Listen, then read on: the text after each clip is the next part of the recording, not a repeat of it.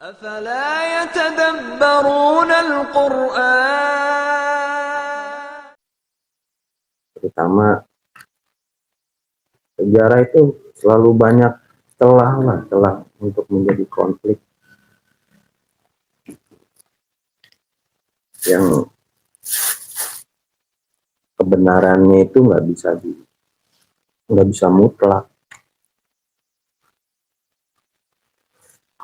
Yang pasti bakal ada tadi kepengaruhan dari ilmu yang sudah diserap. Walaupun ada yang diserap itu yang benar gitu, benarnya lah, karena kan ada tadi yang Rasul membacakan bahwa oh ini yang orang ceritakan ini yang benarnya di sisi ini. Nah itu semuanya validasi dari diri kan ketika kita menggali gitu. Yang tadi Om bilang.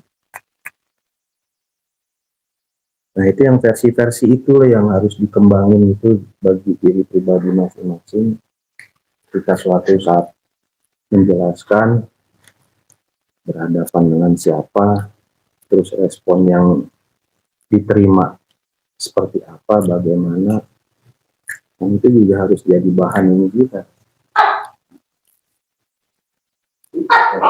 Karena yang nggak siap itu kalau misalkan kita menjelaskan, yang jelasin benar, yang dijelasin nggak siap menerima, dan kita sendiri yang ngejelasin nggak siap menerima feedbacknya. Wah, gue nggak setuju gitu. Nggak seperti itu, menurut Anu begini-begini. Nah, itu. Kesiapan kita menerima itu kayak gimana? Kan jangan sampai ujung-ujungnya, sudah serah lu kalau nggak percaya gitu. Ujung-ujungnya mentoknya begitu. Kalau di buku kuning kan syarat-syaratnya harus kesatria, terus harus tahu sejarah apa gitu kan. Itu kita harus ada upaya ke situ, benar-benar ada upaya ke situ. Terutama tadi ketika posisi ada lo narasumbernya yang bisa benar-benar dipercaya. Tadi kan kalau belajar kepada guru, kalau gurunya udah nggak ada, sosoknya udah nggak ada, itu kan krusial kan. Bisa ngomong begitu, guru lu udah meninggal, udah nggak ada, terus landasannya apa? Nah itu kan, berarti kan ada narasumber ini ketika ada harus benar-benar dimanfaatin gitu. Bahwa apa yang dijelaskan tuh valid, nyampe sesuai, dan ketika dirasakan juga terasa perjalanannya, gitu, cerita-ceritanya. Ya, ada sekarang mah tervalidasi lah gitu. Oke, kan terus benar gitu. Apa yang disampaikan oleh guru yang sudah tidak ada sosoknya, akan terus ke sono sampai ke kandung Rasul, dibawakan oleh narasumber, terasa. Karena mau nggak mau kita semua ini bakal menjadi narasumber. Nggak mungkin jadi pendengar terus. Satu saat pasti dipercaya jadi narasumber. Jadi harus benar-benar dipersiapkan. Jangan sampai nyanyiakan lah. Kan beberapa pendahulu kayak Waedi, almarhum Wahen, itu kan ada rasa, wah kenapa ketika zaman bapak gua nggak benar-benar, ada itunya loh, ada poin itunya gitu. Ini masih banyak nih yang harus divalidasiin gitu pokok ajaran. Nah itu kan kejadian-kejadian itu harusnya jadi pelajaran buat kita sekarang. Saat ini masih ada narasumber, ketika nggak ada, siap nggak kita di posisi seperti itu? Bisa nggak tetap menjaga pada koridornya? Kan karena itu bukan tugas perorangan, bukan tugas satu orang, tapi tugas perorangan setiap diri pribadi masing-masing para ikhwan di sini, terutama yang duduk dan sering bersilaturahmi, yang bahasa Sundanya pomprok, popok, Pamprok, pamprok jongkok gitu. Iya gitu. Nah, syukur-syukur kalau misalkan ada yang spesial di mana yang lain nggak ada, kan bisa saling ngisi.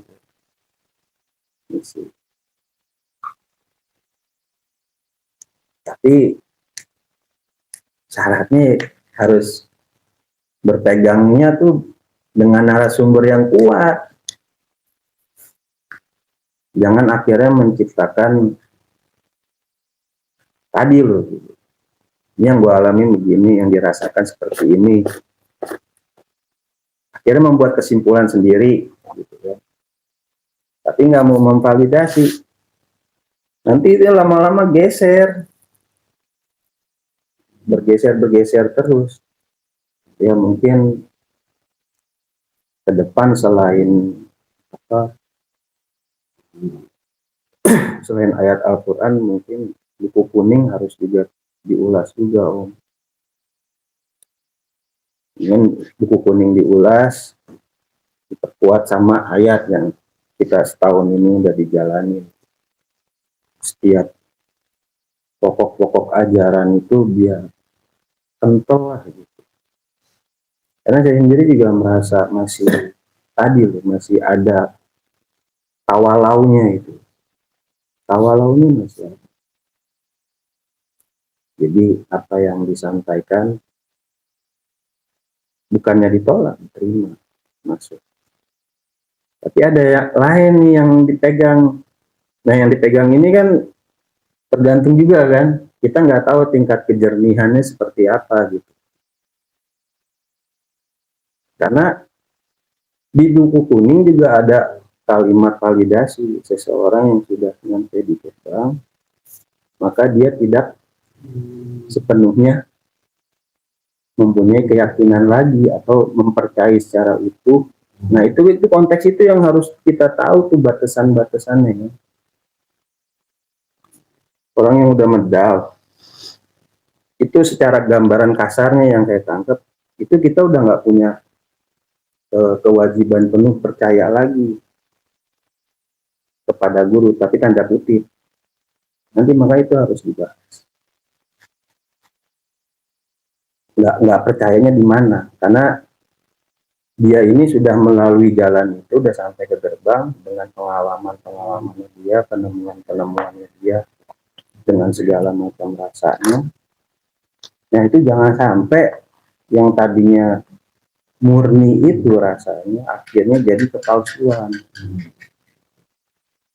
Kan contoh nyatanya ada ketika Pak DS nggak ada, muncullah gerakan yang namanya Lukmania. Nah, itu yang jangan sampai. Ya, maksudnya gitu, harus tadi benar kita memvalidasi perjalanan. Itu banyak di buku kuning itu yang sebenarnya juga tadi lah, sebenarnya udah dijelaskan dengan perkumpulan kita ini, sebenarnya udah banyak yang dijelaskan perihal buku kuning, cuman tidak secara kalimat, paragraf, peristiwa, kejadian. Ya, mudah-mudahan ya kalau disetujuin yang kita nanti mulai gali buku kuning,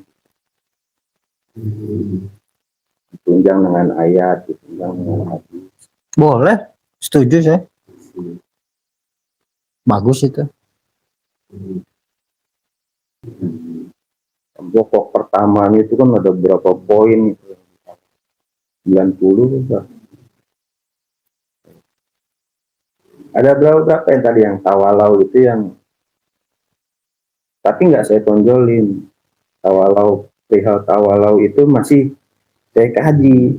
Jangan sampai hari ini, jangan sampai yang saya pahamin ini yang mungkin tadinya jernih jadi kotor. Makanya perlu ada validasi tadi. Ya tetap dengan batasan dan koridor.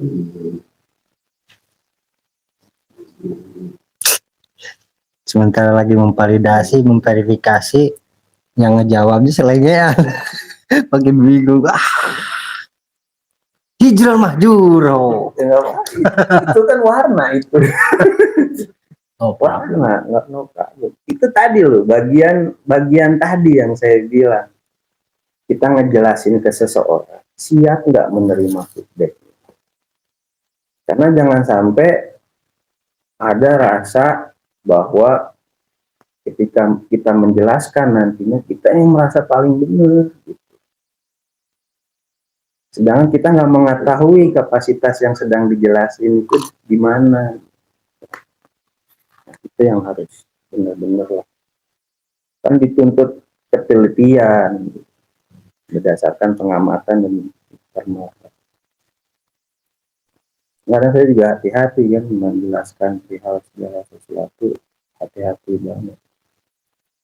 Kan udah mengambil ya belum berani lah saya ekstrim apa yang dijelaskan Om Irwan, karena masih taraf tadi belajar harus menemukan sendiri gitu. Tapi nggak menolak mentah-mentah, tetap diterima apa yang ditampung. sampai nanti tervalidasi dengan penemuan sendiri. Oh ya, nanti jangan ragu, jangan takut, justru seharusnya terus aja. Karena versinya sekarang itu udah berubah lah. Kayak kalau saya sih nggak kaget ngalamin zaman sama Wahen, mungkin nggak jauh beda sama Iwan yang ngalamin zamannya Bapak. Yang tingkat kedekatannya jarang, nanyanya jarang, tapi semuanya mainnya rasa gitu, seakan-akan Bapak ngomong sama gue nih lewat batin gitu kan. Ya mungkin rasa-rasanya seperti itu ada. Pendalaman kayak hal tadi lah, soal tobat, terus tata cara sholat, sampai nafas, ada yang sampai saat ini masih terus menggali tentang kunci nafas. Nggak hanya dalam sholat aja loh, kunci nafas itu dipakai buat kekhusyuan gitu, untuk belajar untuk khusyuk dalam hal yang lain. Saya nggak berani mengatakan bahwa kunci nafas itu bisa menjadi obat, tapi bisa terasa menjadi sifat. Bisa. Dengan dalam keadaan apa kita berusaha mengatur nafas kita dengan normal, disertai rasa eling gitu pada Gusti Allah, apalagi rumaos gitu, ketika mengalami sakit apapun itu terasa. Jadi kan ajaran ini nggak cuma sekedar itu aja loh gitu, ada banyak yang lain yang bisa walaupun ujungnya sama. Saya jarang berobat ke dokter, saya nggak percaya dokter, saya jarang minum obat.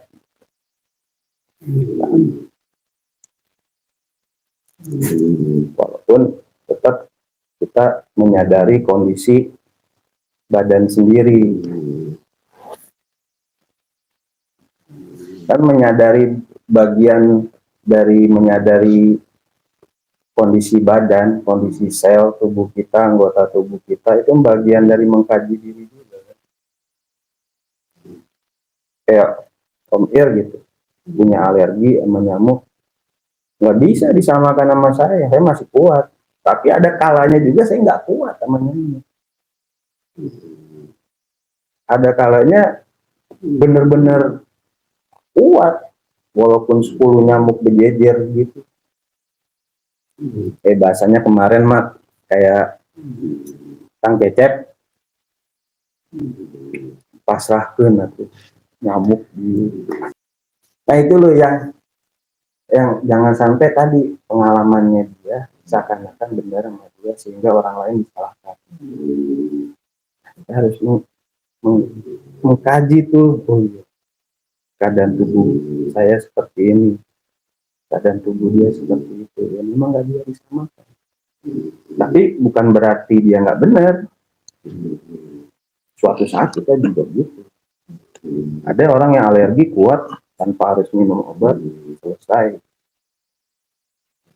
Ada yang memang nggak benar harus melalui obat baru bisa hilang alerginya. Ditarik lagi ujung-ujungnya ya tingkat tadi, tariknya pasti kesadaran kepada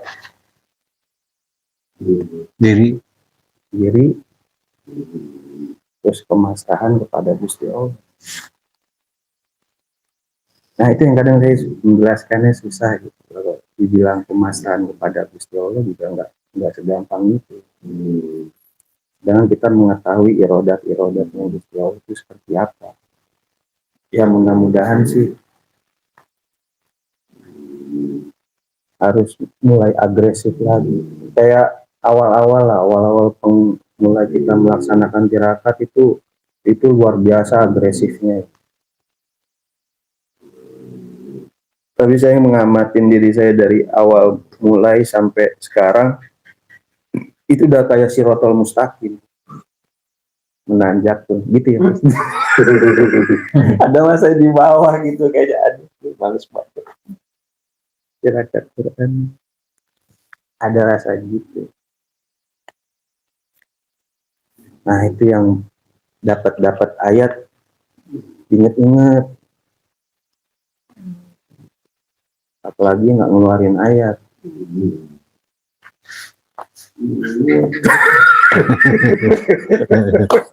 Tapi ngebahas ayat. Intinya semuanya lah gitu, semuanya biar ada apa nilainya buat diri kita masing-masing itu apa.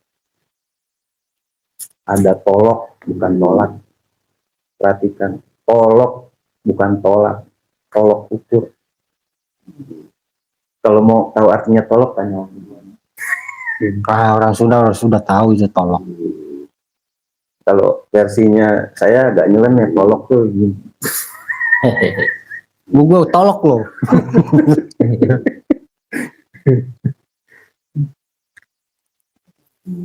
Ya gitulah, biar apa ya, suasana datang tuh terus semangat tuh kayaknya gimana sih, auranya tuh enak gitu. Dan kadang datang suasananya kayak gitu, kayak tidur gitu kan. Kadang aduh tidur capek, lemes. Kadang-kadang gue mikir lama-lama gue online sendiri. Itu kadang sebenarnya agak kurang setuju kalau nyorotnya cuma satu orang, sih banyak gitu. Berapa berjejer kan seru, kelihatannya rame, nggak apa-apa lah yang sambil sila ketidur kesorot juga nggak apa-apa. Ya, tapi kan harus jauh. Nggak harus jauh sih sebenarnya. Biasa set geser dikit terus baru fokus ke yang ngomong, ngejajar gini berarti. Tapi kalau ngeliat ngejajar orangnya deket-deket kan, ada 1, 2, 3, 4, berarti yang kesono banyak gitu. Kalau satu orang tuh kayak kesannya gimana ya gitu, jadi sama yang lain. Saya ini yang masih saya lawan antara bener apa enggaknya.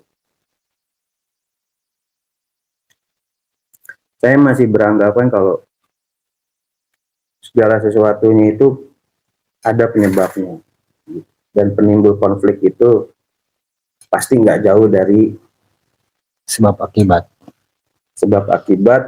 terus sama ya satu sosok yang udah dapat legalitas tadi, ibaratnya iblis lah, setan lah, baik secara hakikatnya yang ada di dalam diri maupun yang secara gaibnya yang mempunyai wujud gitu. Yang saya nggak mempermasalahkan wujudnya lah, mau bentuknya kayak gimana ya silakan aja yang punya pemikiran bahwa iblis itu bentuknya begini. Itu silahkan. Kalau saya tadi udah membataskan bahwa saya nggak perlu mikirin wujudnya seperti apa, tapi yang penting itu sifat sama perbuatannya aja, itu yang terus coba digali biar nggak nimbulin konflik. Makanya ketika orang nanya ya kan begini, saya yain aja kalau dia begitu, tapi kita coba jelaskan perihal sifat sama perbuatannya, kita nggak jauh-jauh beda kayak itu. Yang masih ini pokoknya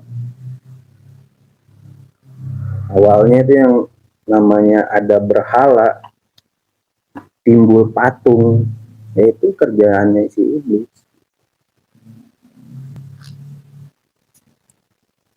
Sedangkan yang sudah mendapatkan segala macam sifat dan afalnya adalah manusia, termasuk sifat alkoholik tadi, mencipta. Iblis nggak bisa menciptakan.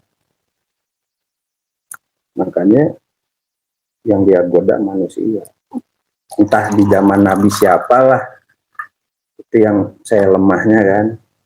Ya belum dapat lah laduninya. Nabi siapa gitu, zaman Nabi siapa. Dibisikin gitu. Gua ajarin lu cara gambar muka orang. Dari gambar muka gua ajarin lu cara bikin patung sebagai penghormatan. Nah di situ di awal aja penyembahan, penyelewengan, sampai kemari termasuk yang Yunani, kenapa jadi ada dewa-dewa, dibuat gambarnya, dibuat patungnya, itu ujungnya sono zaman Nabi. Walau belum bisa jelasin, siapa tahu mungkin Om Ir ada ini. Belum, saya juga nggak fokus ke situ. Iya. Nah itu kadang saya walaupun dapatnya itu nggak saya jadiin fokusnya di situ, tapi perbuatannya itu yang akhirnya terus menerus sampai sekarang. Dan itu semuanya saling terkait, sampai Kanjeng Nabi nggak boleh digambar, nggak boleh dibuat patung. Itu udah sesuai itu dengan apa yang tadi saya dapat informasi itu.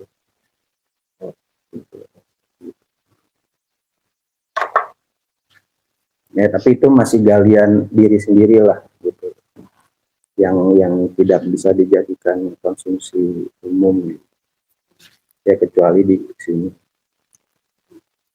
Terutama yang jelas tadi yang terasa banget dari awal melaksanakan tirakat sampai hari ini, bulan ini, dari Januari ya. Iya bukan? Dari habis puasa aja. Oh, habis puasa Lebaran ya. Iya. Tapi yang sebenarnya galian Quran itu udah dari lama. Udah lama.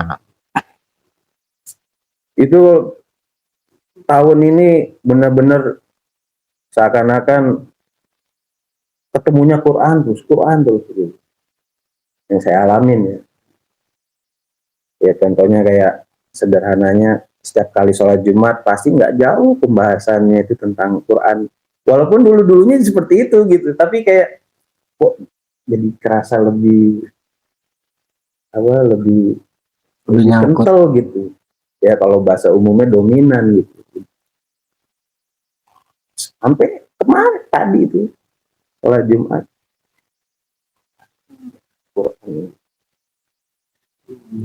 Nah itulah yang saya rasakan dari tirakat itu luar biasa. Makanya perlu juga ada sharing dari yang lain, apakah ada rasa yang sama seperti itu. Saya memang berniat seperti itu. Mungkin kalau tingkatan sampai yang udah kita bahas itu tentang manfaat, niat semangat, amanat, manfaat udah kita bahas. Mungkin sampai nggak sampai lah kita harus merasakan itu. Nah, pada puncaknya kan maunat, karomat, mujizat. Nah, ini mempersiapkan ini. Nanti silakan rasakan masing-masing. Ini mujizat itu bukan bersifat yang tahayul. Sok rasakan. Karena Rasulullah, mujizat Rasulullah apa? Satu-satunya